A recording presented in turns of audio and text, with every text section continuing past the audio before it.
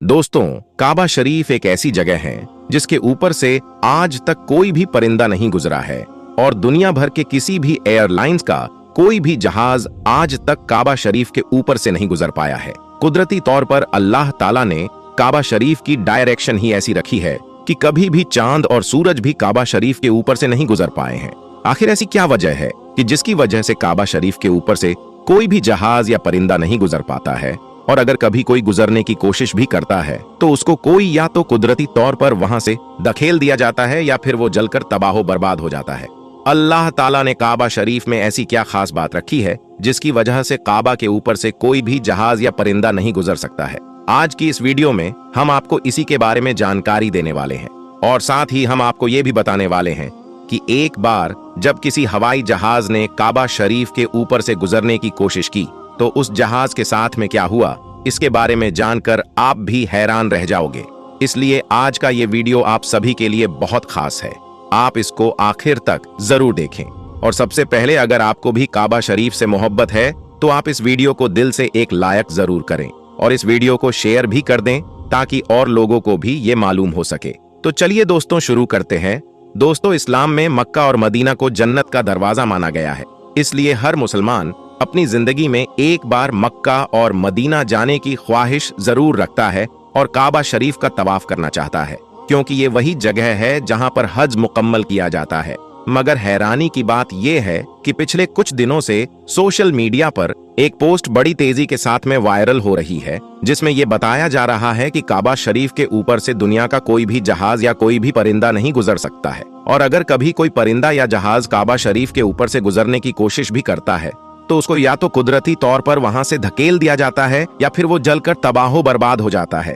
मगर दोस्तों, इस पोस्ट को लेकर कुछ लोगों का कहना है कि ये सरासर गलत और झूठ है। काबा के ऊपर से जहाज भी गुजरता है और परिंदे भी काबे के ऊपर से उड़कर गुजरते हैं, तो इससे कुछ लोग इस पोस्ट को गलत बता रहे हैं।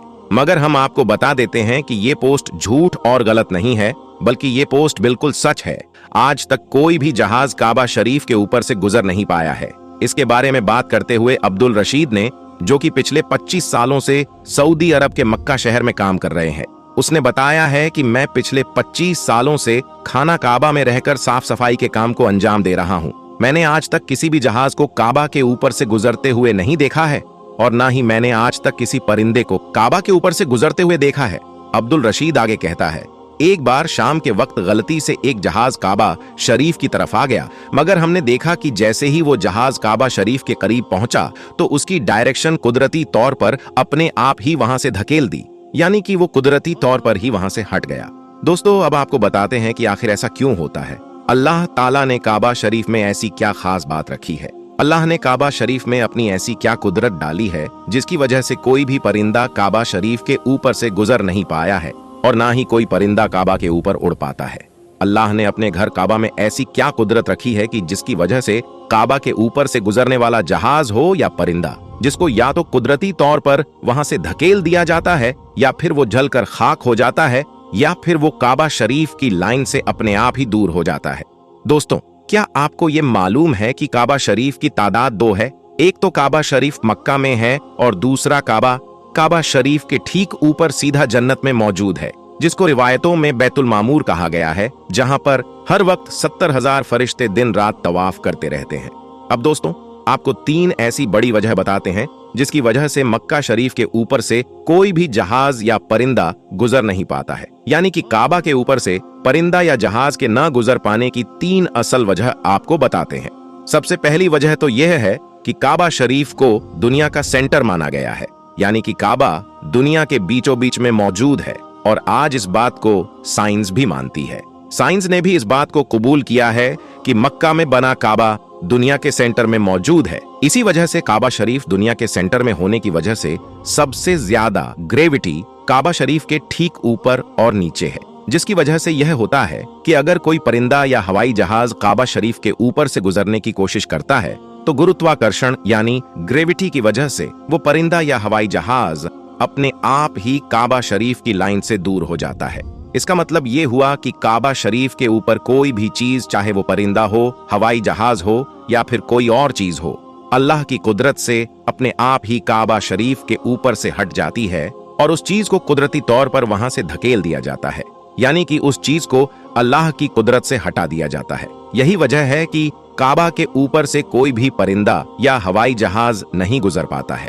अगर कभी कोई परिंदा या हवाई जहाज काबा के ऊपर से गुजरने की कोशिश करता है तो या तो उसको वहां से धकेल दिया जाता है या फिर वो जलकर खाक हो जाता है।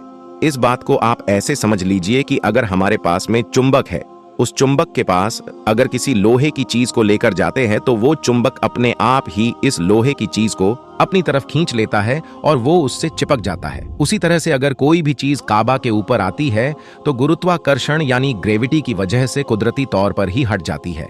दोस्तों, यही वजह है कि सऊदी हुकूमत ने काबा शरीफ के ऊपर से हवाई जहाज के गुजरने पर सख्ती से पाबंदी लगा रखी है।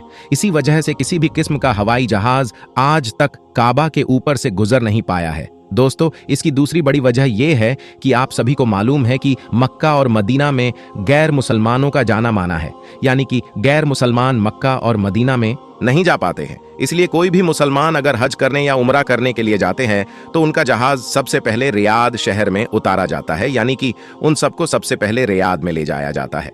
फिर उन सबको बसों या ट्रेनों में भरकर मक्का और मदीना ले जाया जाता है, क्योंकि अल्लाह पाक ने कुरान पाक में गैर मुसलमानों के लिए पाकसर जमीन मक्का में दाखिल होने पर पाबंदी लगा रखी है।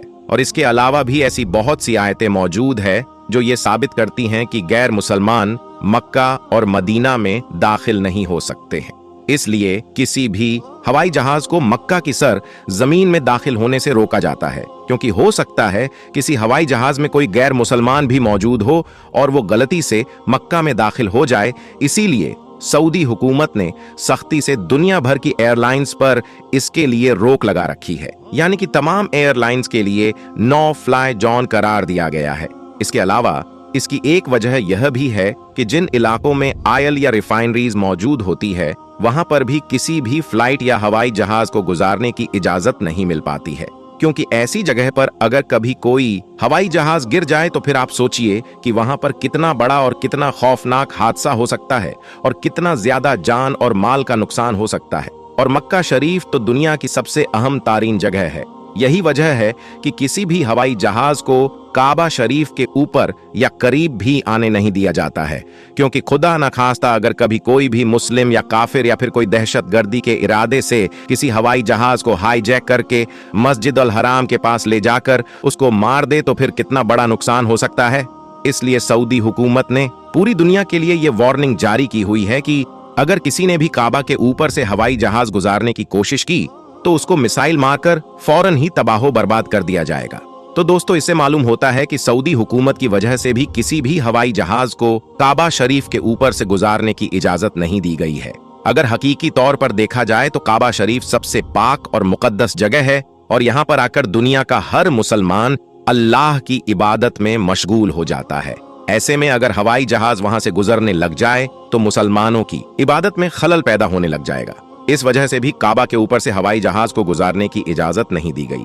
याद रखें, अभी तक कोई भी हवाई जहाज काबा शरीफ के ऊपर से ना ही गुजरा है और इंशाअल्लाह ना ही कभी गुजरेगा। अल्लाह से दुआ है कि अल्लाह पाक हम सबको भी एक बार अपने घर का काबा शरीफ की जियारत नसीब फरमाए। आमीन सुम्मा आमीन। उम्मीदें करते हैं आपको ये वीडियो पसंद आई होगी। वीडियो पसंद आई हो तो दिल से लाइक करें अपने दोस्तों के साथ। इस वीडियो को ज्यादा से ज्यादा शेयर करें और अगर आपने हमारे YouTube चैनल को सब्सक्राइब नहीं किया है तो अभी सब्सक्राइब करें और साथ लगे घंटे पर भी जरूर क्लिक करें ताकि इसी तरह की वीडियो आपको मिलती रहे। मिलेंगे एक और नई वीडियो के साथ, तब तक के लिए अल्लाह हाफिज।